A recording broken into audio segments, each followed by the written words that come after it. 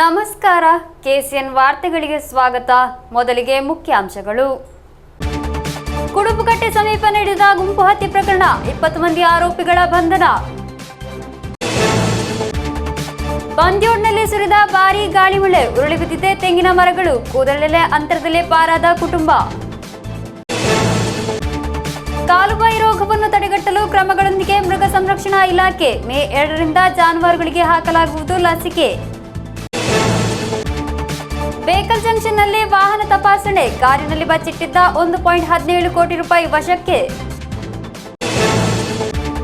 ಚೌಕಿಯಿಂದ ಕಿಟ್ಟಂಗುಂಡಿವರೆಗೆ ನಡೆಸಲಾದ ಮರುಡಾಮರೀಕರಣ ಕಾಂಕ್ರೀಟ್ ರಸ್ತೆ ನಿರ್ಮಾಣ, ಕಳಪೆ ಕಾಮಗಾರಿ ನಡೆದಿರುವುದಾಗಿ ಆರೋಪ. ವಾರ್ತೆಗಳು ವಿವರವಾಗಿ. ಮಂಗಳೂರು ನಗರದ ಹೊರವಲಯದ ಕುಡುಪುಕಟ್ಟೆ ಸಮೀಪ ನಡೆದ ಗುಂಪು ಹತ್ಯೆ ಪ್ರಕರಣ ಘಟನೆಯಲ್ಲಿ 20 ಮಂದಿ ಆರೋಪಿಗಳನ್ನು ಮಂಗಳೂರು ಗ್ರಾಮಾಂತರ ಪೊಲೀಸರು ಬಂಧಿಸಿದ್ದಾರೆ. ನಗರದ ಹೊರವಲಯದ ಕುಡುಪುಕಟ್ಟೆ ಸಮೀಪ ಯುವಕನಿಗೆ ಗುಂಪು ಹಲ್ಲೆ ಮಾಡಿ ಹತ್ಯೆಗೈದ ಪ್ರಕರಣದಲ್ಲಿ 20 ಆರೋಪಿಗಳನ್ನು ಮಂಗಳೂರು ಗ್ರಾಮಾಂತರ ಪೊಲೀಸರು ಬಂಧಿಸಿದ್ದಾರೆ. ಕುಡುಪು ನಡುಮನೆ ನಿವಾಸಿಗಳಾದ ಸಚಿನ್ ಟಿ, ದೇವದಾಸ್, ದೀಕ್ಷಿತ್ ಕುಮಾರ್, ಮಂಗಳನಗರ ನಿವಾಸಿಗಳಾದ ಮಂಜುನಾಥ್, ನಿತೇಶ್ ಕುಮಾರ್, ನೀರುಮಾರ್ಗ ಸುಬ್ರಹ್ಮಣ್ಯ ನಗರ ನಿವಾಸಿ ಸಾಯಿದೀಪ್, ವಾಮಂಚೂರು ದೇವರಪದ ನಿವಾಸಿ ಸಂದೀಪ್, ಫ್ರಾನ್ಸೈಫ್ ಕಾಲೋನಿ ನಿವಾಸಿ ವಿವಿಯನ್ ಆಳ್ವಾರೆಸ್, ಕುಡುಪುಕಟ್ಟೆ ನಿವಾಸಿ ಶ್ರೀದತ್ತ, ಧನುಷ್, ಬಜೈ ಕೈಬಟ್ಲು ನಿವಾಸಿ ರಾಹುಲ್, ಕುಲಶೇಖರ ಜ್ಯೋತಿನಗರ ನಿವಾಸಿ ಪ್ರದೀಪ್ ಕುಮಾರ್, ಶಕ್ತಿನಗರ ನಿವಾಸಿ ಮನೀಶ್ ಶೆಟ್ಟಿ, ಕುಲಶೇಖರ ಚೌಕಿ ನಿವಾಸಿ ದೀಕ್ಷಿತ್, ಕುಡುಪು ನಿವಾಸಿ ಕಿಶೋರ್ ಕುಮಾರ್, ಪದವು ಮೇಗಿನ ಮನೆ ಯತಿರಾಜ್, ವಾಮಂಜೂರು ತಿರುವಲ್ಲ ಸಚಿನ್, ಕುಲಶೇಖರ ಕೋಟಿಮುರದ ಅನಿಲ್, ಕುಡುಪುಕಟ್ಟೆ ಸುಶಾಂತ್, ಕುಡುಪುವಿನ ಆದರ್ಶ ಬಂಧಿತ ಆರೋಪಿಗಳು. ನಗರ ಪೊಲೀಸ್ ಕಮಿಷನರ್ ಅನುಪಮ್ ಅಗರ್ವಾಲ್ ನೇತೃತ್ವದ ತಂಡ ಆರೋಪಿಗಳನ್ನು ಬಂಧಿಸಿದ್ದಾರೆ. ಪ್ರಕರಣದಲ್ಲಿ 25ಕ್ಕೂ ಅಧಿಕ ಮಂದಿ ಭಾಗವಹಿಸಿರುವ ಸಂಶಯವಿದ್ದು ತನಿಖೆ ಪ್ರಗತಿಯಲ್ಲಿದೆ. ಏಪ್ರಿಲ್ 27ರಂದು ಕುಡುಪುಕಟ್ಟೆ ಬಳಿಯ ಮೈದಾನದಲ್ಲಿ ಕ್ರಿಕೆಟ್ ಪಂದ್ಯಾವಳಿ ಆಯೋಜಿಸಲಾಗಿತ್ತು. ಈ ಸಂದರ್ಭ ಮೃತ ಯುವಕ ಯಾವುದೋ ಘೋಷಣೆ ಹಾಕಿದ್ದು, ಇದೇ ವಿಚಾರದಲ್ಲಿ ಯುವಕರು ಮತ್ತು ಆತನ ಮಧ್ಯೆ ಮಾತಿನ ಚಕಮಕಿ ನಡೆದು ಯುವಕರು ದೊಣ್ಣೆಯಿಂದ ಹಲ್ಲೆ ನಡೆಸಿದ್ದಾರೆ. ಇದರಿಂದ ಆತಂಕಗೊಂಡ ಅಪರಿಚಿತ ಯುವಕ ಅಲ್ಲಿಂದ ಓಡಿ ಹೋಗಿದ್ದು, ಗಂಭೀರ ಗಾಯಗೊಂಡ ಯುವಕನ ಮೃತದೇಹ ಘಟನೆ ನಡೆದ ಸ್ಥಳದಿಂದ ಆಣತಿ ದೂರದಲ್ಲಿ ಪತ್ತೆಯಾಗಿದೆ. News bureau, Mangaluru.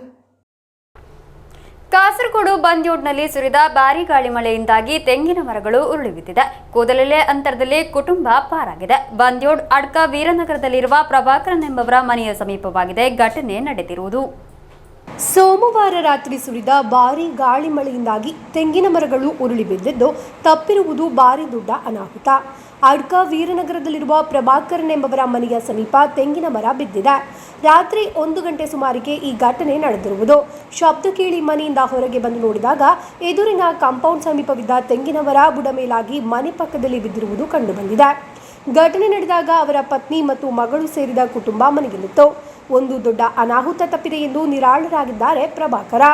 ഇന്നലെ രാത്രി കുറച്ച് മഴ ഇടി മിന്നലെല്ലാം ഉണ്ടായി, ഒരു കാറ്റും എല്ലാം വന്ന്. അപ്പോൾ ഒരു രാത്രി സമയത്ത് ഞങ്ങൾ ഉറങ്ങുന്ന സമയത്താണ് ഒരു തെങ്ങ് വീണത്. ചെറിയ ഒരു ഞങ്ങൾ രക്ഷപ്പെട്ടു. എല്ലാം തെങ്ങ് മാട്ടിലൊക്കെ വീണുണ്ടെങ്കിൽ ഞങ്ങൾ കുട്ടികളും എല്ലാം കിടന്നിട്ടുണ്ടായി, ഉറങ്ങിയിട്ടുണ്ടായി. ആ സമയത്താണ് ഇത് വീണത്.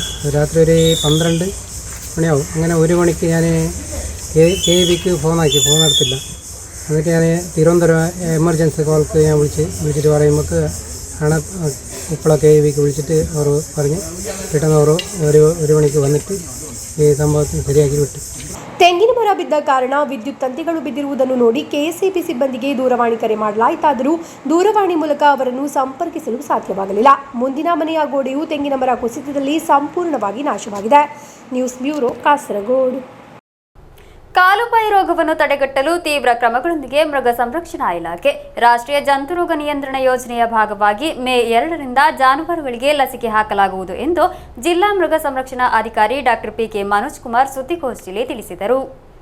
ಕಾಲುಬಾಯಿ ರೋಗವನ್ನು ತಡೆಗಟ್ಟಲು ತೀವ್ರ ಕ್ರಮಗಳೊಂದಿಗೆ ಮೃಗ ಸಂರಕ್ಷಣಾ ಇಲಾಖೆ ರಾಷ್ಟ್ರೀಯ ಜಂತುರೋಗ ನಿಯಂತ್ರಣ ಯೋಜನೆಯ ಭಾಗವಾಗಿ ಮೇ 2 ರಿಂದ ಜಾನುವಾರುಗಳಿಗೆ ಲಸಿಕೆ ಹಾಕಲಾಗುವುದು. 18 ದಿನಗಳ ಅಭಿಯಾನದಲ್ಲಿ ಲೈವ್ ಸ್ಟಾಕ್ ಇನ್ಸ್ಪೆಕ್ಟರ್ಗಳ ನೇತೃತ್ವದ 85 ತಂಡಗಳು ರೈತರ ಮನೆಗಳಿಗೆ ಭೇಟಿ ನೀಡಿ ಹಸುಗಳು ಮತ್ತು ಎಮ್ಮೆಗಳಿಗೆ ಉಚಿತ ಲಸಿಕೆಗಳನ್ನು ನೀಡಲಿವೆ. ಎಲ್ಲ ರೈತರು ತಮ್ಮ ಜಾನುವಾರುಗಳನ್ನು ಕಾಲುಬಾಯಿ ರೋಗದಿಂದ ರಕ್ಷಿಸಿಕೊಳ್ಳಬೇಕೆಂದು ಜಿಲ್ಲಾ ಮೃಗ ಸಂರಕ್ಷಣಾಧಿಕಾರಿ ಡಾಕ್ಟರ್ ಪಿಕೆ ಮನೋಜ್ ಕುಮಾರ್ ತಿಳಿಸಿದರು.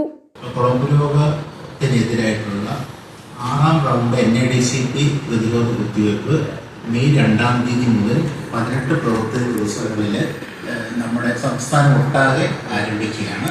അതിൻ്റെ ജില്ലാതല ഉദ്ഘാടനം 2-ാം തീയതി ബഹുമാനപ്പെട്ട ജില്ലാ പഞ്ചായത്ത് വൈസ് പ്രസിഡന്റ് ശ്രീ ഷാനവാസ് നിർവഹിക്കുന്നതാണ്. സ്റ്റേറ്റ് സീഡ് ഫാമിൽ വെച്ചായിരിക്കും അതിൻ്റെ ഉദ്ഘാടനം. അപ്പം ഈ കന്നുകാലികളെ ബാധിക്കുന്ന വൈറസ് ബാധയായ ഈ കുളമ്പ് രോഗം മൂലം നമുക്ക് 20,000 കോടി രൂപയുടെ സാമ്പത്തിക നഷ്ടമാണ് ഒരു വർഷം ഉണ്ടായിക്കൊണ്ടിരിക്കുന്നത്. ഈ രോഗത്തിനെ പ്രതിരോധിക്കുന്നതിന് ഭാഗമായിട്ട് 26 റൗണ്ട് FMDCP പദ്ധതിയും 6ാം റൗണ്ട് NADCP പദ്ധതിയാണ് ഇപ്പം നടപ്പാക്കാറുള്ളത്. ಸುದ್ದಿಗೋಷ್ಠಿಯಲ್ಲಿ ಉಪನಿರ್ದೇಶಕ doctor P Prashanth, doctor N Shaji, doctor MM Babitha, doctor Chris Einstein ಉಪಸ್ಥಿತರಿದ್ದರು. News bureau, Kasaragod. ಬೇಕಲ್ ಜಂಕ್ಷನ್ನಲ್ಲಿ ವಾಹನ ತಪಾಸಣೆ ವೇಳೆ ಭಾರಿ ಪ್ರಮಾಣದ ನಗದು ವಶಪಡಿಸಿಕೊಳ್ಳಲಾಗಿದೆ. ಕಾರಿನಲ್ಲಿ ಬಚ್ಚಿಟ್ಟಿದ್ದ 1.17 ಕೋಟಿ ರೂಪಾಯಿಯನ್ನು ವಶಪಡಿಸಿಕೊಳ್ಳಲಾಗಿರುವುದು. ಬೇಕಲ್ ಜಂಕ್ಷನ್ನಲ್ಲಿ ವಾಹನ ತಪಾಸಣೆ ವೇಳೆ ಭಾರಿ ಪ್ರಮಾಣದ ನಗದು ವಶಪಡಿಸಿಕೊಳ್ಳಲಾಗಿದೆ. ಖಚಿತ ಮಾಹಿತಿ ಮೇರೆಗೆ ಪೊಲೀಸರು ನಡೆಸಿದ ಕಾರ್ಯಾಚರಣೆಯಲ್ಲಿ ಕಾರಿನ ರಹಸ್ಯ ವಿಭಾಗದಲ್ಲಿ ಅಡಗಿಸಿಟ್ಟಿದ್ದ 1.17 ಕೋಟಿ ರೂಪಾಯಿ ನಗದನ್ನು ವಶಪಡಿಸಿಕೊಂಡು ಈ ಸಂಬಂಧ ಮೇಲ್ಪುರಂ ಪೊಲೀಸ್ ಠಾಣೆ ವ್ಯಾಪ್ತಿಯ ನಿವಾಸಿ ಅಬ್ದುಲ್ ಖಾದರ್ ಎಂಬಾತನನ್ನು ಬಂಧಿಸಿದ್ದಾರೆ. ಬೇಕಲ ಠಾಣೆ ಪೊಲೀಸರು ನಡೆಸಿದ ಕಾರ್ಯಾಚರಣೆಯಲ್ಲಿ ಅನಧಿಕೃತವಾಗಿ ಸಾಗಾಟ ನಡೆಸುತ್ತಿದ್ದ ನಗದು ಪತ್ತೆಯಾಗಿದೆ. ಬೇಕಲ ಠಾಣೆ ಅಧಿಕಾರಿ ಡಾಕ್ಟರ್ ಅಪರ್ಣಾ, ಡಿವೈಎಸ್ಪಿ ವಿವಿ ಮನೋಜ್ ಅವರ ನೇತೃತ್ವದ ತಂಡವು ಪ್ರಕರಣ ದಾಖಲಿಸಿಕೊಂಡಿದೆ. News bureau, Kasaragod. ಕಾಸರಗೋಡು ಜಿಲ್ಲಾ ಪಂಚಾಯಿತಿಯಿಂದ ಲಭಿಸಿದ 18 ಲಕ್ಷ ರೂಪಾಯಿ ಫಂಡ್ ಉಪಯೋಗಿಸಿ ಮಂಜೇಶ್ವರದ ಚೌಕಿಯಿಂದ ಕಿಟ್ಟಂಗುಂಡಿವರೆಗೆ ನಡೆಸಲಾದ ಮರುಡಾಮರೀಕರಣ ಹಾಗೂ ಕಾಂಕ್ರೀಟ್ ರಸ್ತೆ ನಿರ್ಮಾಣ, ಕಳಪೆ ಕಾಮಗಾರಿ ನಡೆದಿರುವುದಾಗಿ ಆರೋಪಿಸುತ್ತಿದ್ದಾರೆ ಸ್ಥಳೀಯರು. ಕಾಸರಗೋಡು ಜಿಲ್ಲಾ ಪಂಚಾಯತ್ನಿಂದ ಲಭಿಸಿದ 18 ಲಕ್ಷ ರೂಪಾಯಿ ಫಂಡ್ ಉಪಯೋಗಿಸಿ ಮಂಜೇಶ್ವರದ ಚೌಕಿಯಿಂದ ಕಿಟ್ಟಂಗುಂಡಿ ತನಕ ಸುಮಾರು 3 ಕಿಲೋಮೀಟರ್ ವ್ಯಾಪ್ತಿಯಲ್ಲಿ 5,200 ಚದರ ಮೀಟರ್ನಷ್ಟು ಮರು ಡಾಮರೀಕರಣ ಹಾಗೂ 100 ಮೀಟರ್ ಕಾಂಕ್ರೀಟ್ ರಸ್ತೆ ನಿರ್ಮಾಣದಲ್ಲಿ ಕಳಪೆ ಕಾಮಗಾರಿ ನಡೆದಿರುವುದಾಗಿ ಸ್ಥಳೀಯರು ಆರೋಪಿಸಿದ್ದಾರೆ. 15 ಲಕ್ಷ ವೆಚ್ಚದಲ್ಲಿ ತರಾತುರಿಯಾಗಿ ನಿರ್ಮಿಸಿದ ರಸ್ತೆಯು ದಿನ ಕಳೆದಂತೆ ತನ್ನ ಗುಣಮಟ್ಟವನ್ನು ಕಳೆದುಕೊಂಡು ಮರು ಡಾಮರೀಕರಣ ನಡೆದು ನಿರ್ಮಾಣವಾದ ಕೇವಲ 1.5 ತಿಂಗಳಿಗೆ ಕಿತ್ತು ಹೋಗುತ್ತಾ ಬರುತ್ತಿದೆ. ಅದೇ ರೀತಿ ಕಾಂಕ್ರೀಟ್ ರಸ್ತೆ ನಿರ್ಮಾಣವಾಗಿ 6 ತಿಂಗಳಾಗುವ ಮೊದಲೇ ಕಿತ್ತು ಹೋಗುತ್ತಿರುವುದರಿಂದ ಇದೊಂದು ಕಳಪೆ ಕಾಮಗಾರಿ ಎಂದು ರಸ್ತೆಯೇ ಸಾಕ್ಷಿ ನುಡಿಯುತ್ತಿದೆ. ರಸ್ತೆಯನ್ನು ನೋಡಿದರೆ ಕಳಪೆ ಎಂದು ಯಾರು ಬೇಕಾದರೂ ಗುರುತಿಸಬಹುದು ಎಂದು ಸ್ಥಳೀಯರು ಹೇಳುತ್ತಿದ್ದಾರೆ. ಇದೇ ರೋಡು ಇല്ലെങ്കിൽ ಊಡೆ ಒಂದಲ್ಲ ಊಡೆ ಎಲ್ಲರೂ ಈಗ ಆಯ್ನಿ ಇದೇ ಸಂಗತಿ ಆಯ್ನಿ ಎಲ್ಲ ಮಾಯ ಬಂಧನಕ್ಕೆ ಬೆಂಚ್ಕೊಂಡುಂಟಲ್ಲ. ಕಾಮಗಾರಿಗೆ ಸಂಬಂಧಿಸಿದಂತೆ ಇಂಜಿನಿಯರ್ ಹಾಗೂ ಅಧಿಕಾರಿಗಳನ್ನು ಅಮಾನತುಗೊಳಿಸಿ ತನಿಖೆಗೊಳಪಡಿಸಬೇಕು. ಅದೇ ರೀತಿ ಗುತ್ತಿಗೆದಾರರನ್ನು ಕಪ್ಪುಪಟ್ಟಿಗೆ ಸೇರಿಸಬೇಕೆಂದು ಸ್ಥಳೀಯರು ಒತ್ತಾಯಿಸಿದ್ದಾರೆ. ಈ ಬಗ್ಗೆ ಪ್ರತಿಕ್ರಿಯಿಸಿದ ಗುತ್ತಿಗೆದಾರ, ಕಾಂಕ್ರೀಟ್ ರಸ್ತೆಯ ಮೇಲ್ಭಾಗದ ಲೇಯರ್ ಹೋಗುವುದು ಸರ್ವೇ ಸಾಮಾನ್ಯ. ಇದನ್ನು ಹೊರತುಪಡಿಸಿ ಒಂದೇ ಒಂದು ಕಲ್ಲು ಅಲ್ಲಿ ಅಲುಗಾಡಲಿಲ್ಲ. ಸಾಧ್ಯವಾದಷ್ಟು ಕಾಮಗಾರಿಗೆ ಅವಶ್ಯಕವಿದ್ದ ಎಲ್ಲ ಸಾಮಗ್ರಿಗಳನ್ನು ಉಪಯೋಗಿಸಿಕೊಂಡೇ ಇಂಜಿನಿಯರ್ನ ನಿರ್ದೇಶನದಂತೆ ಕಾಮಗಾರಿ ಪೂರ್ತೀಕರಿಸಲಾಗಿದೆ ಎಂದು ಹೇಳಿದ್ದಾರೆ. Abdul Rehman Udyavara, news bureau, Manjeshwar. ಪ್ರತಿದಿನ ಸುದ್ದಿ ಮಾಡುತ್ತಿದೆ ಅಡಿಕೆ ದರ. ಮಳೆಗಾಲ ಸಮೀಪಿಸುತ್ತಿದ್ದಂತೆ ಅಡಿಕೆ ದರ ದಿಢೀರನೆ ಹೆಚ್ಚಾಗುತ್ತಿದೆ. ಅಡಿಕೆ ದರ ಪ್ರತಿದಿನ ಸುದ್ದಿ ಮಾಡುತ್ತಿದೆ. ಮಳೆಗಾಲ ಸಮೀಪಿಸುತ್ತಿದ್ದಂತೆ ಅಡಿಕೆ ದರ ದಿಢೀರನೆ ಹೆಚ್ಚಾಗುತ್ತಿದೆ. ಕರಾವಳಿಯ ಪ್ರಮುಖ ವಾಣಿಜ್ಯ ಬೆಳೆಯಾದ ಅಡಿಕೆ ಮಾರುಕಟ್ಟೆಯಲ್ಲಿ ವ್ಯತಿರಿಕ್ತವಾದ ದರ ಬದಲಾವಣೆಗಳು ಕಂಡುಬರುತ್ತಿವೆ. ಬಿಳಿ ಚಾಲಿ ಅಡಿಕೆ ಧಾರಣೆ ಕಳೆದ 1 ತಿಂಗಳಿನಿಂದ ಗಮನಾರ್ಹ ಏರಿಕೆ ದಾಖಲಿಸಿದ್ದು ಕೆಜಿಗೆ 500 ರೂಪಾಯಿ ಗಡಿ ದಾಟಿದೆ. ಕಾಸರಗೋಡು ಭಾಗದ ಕೃಷಿಕರು ಹೆಚ್ಚಾಗಿ ಕರ್ನಾಟಕದ ಮಾರುಕಟ್ಟೆಯನ್ನು ಅವಲಂಬಿಸುವುದರಿಂದ ಕರಾವಳಿ ಕರ್ನಾಟಕದ ಮಾರುಕಟ್ಟೆ ದರ ಜಾಸ್ತಿಯಾಗಿದೆ. ನವೆಂಬರ್ನಿಂದ ಮಾರ್ಚ್ವರೆಗೆ ಕೆಜಿಗೆ 300ರಿಂದ 350 ರೂಪಾಯಿ ಆಸುಪಾಸಿನಲ್ಲಿದ್ದ ದರ ಹವಾಮಾನ ವೈಪರೀತ್ಯದಿಂದಾಗಿ ಕುಸಿದ ಫಸಲಿನ ಹಿನ್ನೆಲೆಯಲ್ಲಿ ಉತ್ತಮ ದರದ ನಿರೀಕ್ಷೆಯಲ್ಲಿದ್ದ ಕೃಷಿಕರಿಗೆ ಸದ್ಯಕ್ಕೆ ಸ್ವಲ್ಪ ಸಮಾಧಾನ ನೀಡಿದೆ. ಇದೇ ದರ ಮುಂದುವರಿದರೆ ಹೊಸ ಅಡಿಕೆಗೆ 500 ರೂಪಾಯಿ ದಾಟುವ ನಿರೀಕ್ಷೆ ಇದೆ ಎನ್ನುತ್ತಾರೆ ಅಡಿಕೆ ಖರೀದಿದಾರರು. News bureau, Kasaragod. Kerala cooperative employees front 37ನೇ ಜಿಲ್ಲಾ ಸಮ್ಮೇಳನ ಕಾಸರಗೋಡಿನ ಕೇರಳ ಬ್ಯಾಂಕ್ ಹಾಲ್ನಲ್ಲಿ ನಡೆಯಿತು. ರಾಜ್ಯಾಧ್ಯಕ್ಷ ಎಂ ರಾಜು ಉದ್ಘಾಟಿಸಿದರು. ಕೇರಳ ಕೋಆಪರೇಟಿವ್ ಎಂಪ್ಲಾಯೀಸ್ ಫ್ರಂಟ್ 37ನೇ ಜಿಲ್ಲಾ ಸಮ್ಮೇಳನ ಕಾಸರಗೋಡಿನ ಕೇರಳ ಬ್ಯಾಂಕ್ ಹಾಲ್ನಲ್ಲಿ ನಡೆಯಿತು. ರಾಜ್ಯಾಧ್ಯಕ್ಷ ಎಂ ರಾಜು ಉದ್ಘಾಟಿಸಿದರು. നമുക്കറിയാം പല സംഘത്തിൻ്റെയും വഴികളിൽ ഏകദേശം 25 പേരാണ് ഏറ്റവും കോറം. ഒരു 13 ആളുകൾ ഈ പ്രമേയത്തിന് അനുകൂലമായി വോട്ട് ചെയ്താൽ 5000, 6000, 7000 മെമ്പർമാരുള്ള ആ സംഘം ജനാധിപത്യമായി തിരഞ്ഞെടുത്ത ആ ഭരണസമിതി അവിശ്വാസത്തിലേക്ക് നീങ്ങും. അവിടെ അഡ്മിനിസ്ട്രേറ്റർ ഭരണം വരും. അതിനുശേഷം CPM അംഗങ്ങളായ അഡ്മിനിസ്ട്രേറ്റീവ് കമ്മിറ്റി വരും. അന്ന് AKG മോഡലാണെങ്കിൽ ഇനി ഭാവിയിൽ വരാൻ പോകുന്നത് ഈ രീതിയിലേക്കാണ്. ಜಿಲ್ಲಾಧ್ಯಕ್ಷ ಪಿಕೆ ವಿನೋದ್ ಕುಮಾರ್ ಅಧ್ಯಕ್ಷತೆ ವಹಿಸಿದ್ದರು. ರಾಜ್ಯ ಪದಾಧಿಕಾರಿಗಳಾದ TV Unnikrishnan, CV Ajayan, K Shashi, ರಾಜ್ಯ ಕಾರ್ಯಕಾರಿ ಸಮಿತಿ ಸದಸ್ಯರಾದ ಪಿಕೆ ಪ್ರಕಾಶ್ ಕುಮಾರ್, ಎಂ ಪುರುಷೋತ್ತಮನ್ ನಾಯರ್, ಮಹಿಳಾ ವೇದಿಕೆ ರಾಜ್ಯ ಸಂಯೋಜಕಿ ಕೆ ರಾಧಾ ಮುಂತಾದವರು ಮಾತನಾಡಿದ್ದರು. ಬೀಳ್ಕೊಡುಗೆ ಸಮ್ಮೇಳನವನ್ನು ಡಿಸಿಸಿ ಅಧ್ಯಕ್ಷ ಪಿಕೆ ಫೈಸಲ್ ಉದ್ಘಾಟಿಸಿದರು. ಕೆಪಿ ಜಯದೇವನ್ ಅಧ್ಯಕ್ಷತೆ ವಹಿಸಿದ್ದರು. ಸಹಕಾರಿ ಪ್ರಜಾಸತ್ತಾತ್ಮಕ ವೇದಿಕೆ ಜಿಲ್ಲಾ ಚೇರ್ಮನ್ ಕೆ ನೀಲಕಂಠನ್ ಉಡುಗೊರೆ ನೀಡಿದರು.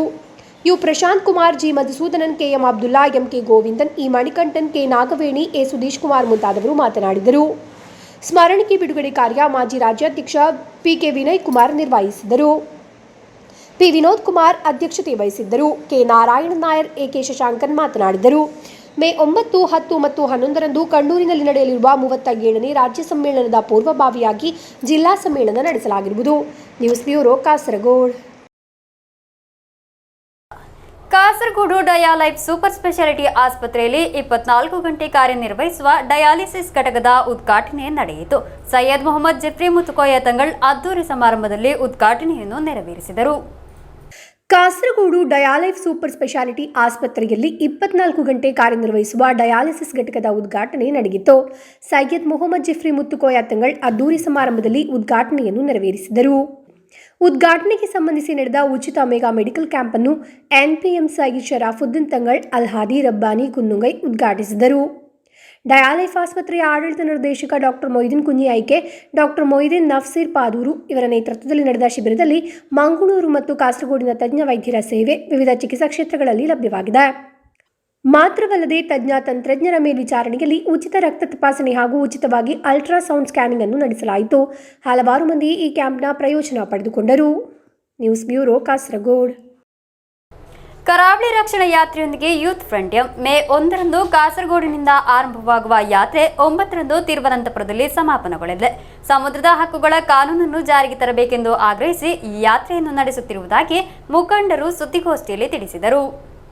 ಸಮುದ್ರದ ಹಕ್ಕುಗಳನ್ನು ಸಮುದ್ರದ ಮಕ್ಕಳಿಗೆ ಕೇಂದ್ರ ಕಾನೂನು ಜಾರಿಗೆ ತರಬೇಕೆಂದು ಆಗ್ರಹಿಸಿ ಯೂತ್ ಫ್ರಂಟ್ ಮೇ 1ರಂದು ಕಾಸರಗೋಡು ಕಸಬಾ ಕಡಪುರದಿಂದ ಯಾತ್ರೆ ಆರಂಭವಾಗಲಿದೆ. ಸಾಯಂಕಾಲ 4 ಗಂಟೆಗೆ ಕೇರಳ ಕಾಂಗ್ರೆಸ್ ಚೇರ್ಮನ್ ಸಂಸದ ಜೋಸ್ ಕೆ ಮಾಣಿ ಉದ್ಘಾಟಿಸುವರು. 9ರಂದು ತಿರುವನಂತಪುರದಲ್ಲಿ ಸಮಾಪನಗೊಳ್ಳಲಿದೆ ಎಂದು പദാധികാരികൾ ತಿಳಿಸಿದರು. തീരദേശ മേഖലയിൽ യാതൊരു നിയന്ത്രണവുമില്ലാതെ യാതൊരുവിധ പാരിസ്ഥിതിക പഠനവുമില്ലാതെ ഇപ്പോൾ പല മേഖലകളിലും വൻതോതിൽ ഖനനം, അനധികൃത ഖനനം എന്ന് തന്നെ പറയാം, അതിനുള്ള നീക്കങ്ങൾ ആരംഭിച്ചിരിക്കുകയാണ്. ഇതിനെതിരെ പാർട്ടിയുടെ നേതൃത്വത്തിൽ തീരദേശ മേഖലകളിൽ ശക്തമായ സമരപരിപാടികൾ ഇതിനോടകം തന്നെ ആരംഭിച്ചിട്ടുണ്ട്, ഞങ്ങൾ നടത്തിയിട്ടുണ്ട്. അപ്പോൾ ഈ എല്ലാ സാഹചര്യത്തിൽ പാർട്ടിയുടെ യുവജന ഉത്തരവാദിത്തപ്പെട്ട ഒരു പ്രസ്ഥാനം എന്ന നിലയ്ക്ക്, അധ്വാന വർഗത്തോട് എക്കാലം ചേർന്ന് നിന്നിട്ടുള്ള ഒരു പ്രസ്ഥാനം എന്ന നിലയ്ക്ക് പാർട്ടിയുടെ യുവജന വിഭാഗം അതിൻ്റെ സംസ്ഥാന അധ്യക്ഷൻ ശ്രീ സിറിയക് ചാഴിക്കാടിൻ്റെ നേതൃത്വത്തിൽ അദ്ദേഹം ക്യാപ്റ്റനായിട്ട് ഒരു തീരദേശ ജാഥ പാർട്ടിയുടെ സഹായത്തോടു കൂടിയിട്ട് മേൽനോട്ടത്തിൽ ഈ 1-ാം തീയതി, ഈ വരുന്ന മെയ് 1-ാം തീയതി വൈകുന്നേരം 4 മണിക്ക് കാസർഗോഡ് നെല്ലിക്കുന്ന് കടപ്പുറത്ത് നിന്ന് കുറുവാമ്പ ഭഗവതി ക്ഷേത്രത്തിൻ്റെ സമീപത്ത് നിന്ന് ആരംഭിക്കുകയാണ്. ഈ ജാഥ ഉദ്ഘാടനം ചെയ്യുന്നത് പാർട്ടിയുടെ ബഹുമാനായ സംസ്ഥാന അധ്യക്ഷൻ, party chairman Shri Jose K Mani MP ആണ്. ಸುದ್ದಿಗೋಷ್ಠಿಯಲ್ಲಿ ಕೇರಳ ಕಾಂಗ್ರೆಸ್ ರಾಜ್ಯ ಪ್ರಧಾನ ಕಾರ್ಯದರ್ಶಿ ಕುರಿಯಾಕೋಸ್ ಪ್ಲಾಪರಂಬಿಲ್, ಜಿಲ್ಲಾಧ್ಯಕ್ಷ ಸಜಿ ಸೆಬಾಸ್ಟಿಯನ್, ಜಿಲ್ಲಾ ಪ್ರಧಾನ ಕಾರ್ಯದರ್ಶಿ ಶಿನೋಜ್ ಚಾಕೋ, ಯೂತ್ ಫ್ರಂಟ್ ರಾಜ್ಯ IT ಸಂಯೋಜಕ ಅಭಿಲಾಷ್ ಮ್ಯಾಥ್ಯೂ, ಜಿಲ್ಲಾ ಕಾರ್ಯದರ್ಶಿ ಬಿಜು ತುಳಶೇರಿ ಎಂಬಿವರು ಉಪಸ್ಥಿತರಿದ್ದರು. News bureau, Kasaragod. Chemnad Jamaat higher secondary ಸ್ಕೂಲ್ನ ವಿವಿಧ ಘಟಕಗಳ ಹಾಗೂ ಕ್ಲಬ್ಗಳ ನೇತೃತ್ವದಲ್ಲಿ ಸಿಜೆ ಹೋಮ್ ಯೋಜನೆಯ ಮೂಲಕ ಸಹಪಾಠಿಗೆ ನಿರ್ಮಿಸಿದ 3ನೇ ಮನೆಯನ್ನು ಹಸ್ತಾಂತರಿಸಲಾಗುವುದು. ಮೇ 2ರಂದು ಹಸ್ತಾಂತರ ನಡೆಯಲಿದೆ.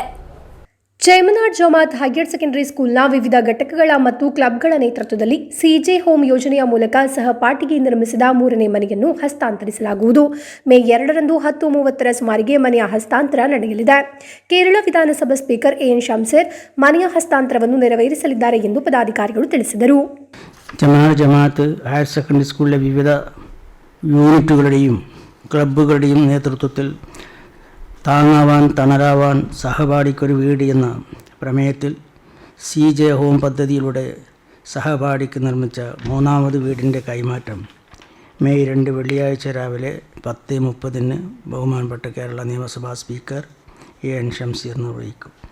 സുമനസ്സുകളുടെ സഹകരണത്തോടെ സ്കൂളിലെ നിർധരായ വിദ്യാർത്ഥികൾക്ക് വീട് നിർമ്മിച്ച് നൽകുക എന്ന ലക്ഷ്യത്തോടെ വിദ്യാർത്ഥികൾ തന്നെ മുന്നിട്ടിറങ്ങി തുടക്കം കുറിച്ച ഈ പദ്ധതിയിലെ ആദ്യ 2 വീടുകൾ, ഒന്ന് സ്കൂളിലെ നിർധരായ ഒരു വിദ്യാർത്ഥിക്കും പഠനത്തിനിടയിൽ അപകടത്തിൽ മരണപ്പെട്ട സഹപാഠിയുടെ നിർധനരായ കുടുംബത്തിനും ഇതിനകം കൈമാറിക്കഴിഞ്ഞു.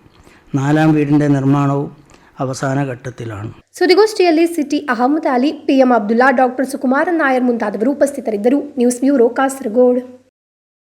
ಶೇಡಿಕಾವು ಶ್ರೀ ಹರಿಹರ ಸಾನ್ನಿಧ್ಯದ ಪುಣ್ಯ ತಾಣದಲ್ಲಿ ನೂತನವಾಗಿ ನಿರ್ಮಾಣಗೊಂಡ ಶ್ರೀ ಅಯ್ಯಪ್ಪ ಸ್ವಾಮಿ ದೇವಸ್ಥಾನದಲ್ಲಿ ನೂತನ ಬಿಂಬ ಪ್ರತಿಷ್ಠೆ ಹಾಗೂ ಬ್ರಹ್ಮಕಲಶೋತ್ಸವ ಬಹಳ ವಿಜೃಂಭಣೆಯಿಂದ ನಡೆಯಿತು. ಇದರ ಸಾಂಸ್ಕೃತಿಕ ಕಾರ್ಯಕ್ರಮದ ಅಂಗವಾಗಿ ಗಡಿನಾಡ ಕನ್ನಡ ಸಾಹಿತ್ಯ ಸಾಂಸ್ಕೃತಿಕ ಸಂಘ ಕಾಸರಗೋಡು ಸಂಸ್ಥೆಯ ವತಿಯಿಂದ ಸಾಹಿತ್ಯಗಾನ ನೃತ್ಯ ವೈಭವವು ಅತ್ಯಂತ ವೈಭವಪೂರಿತವಾಗಿ ನಡೆಯಿತು.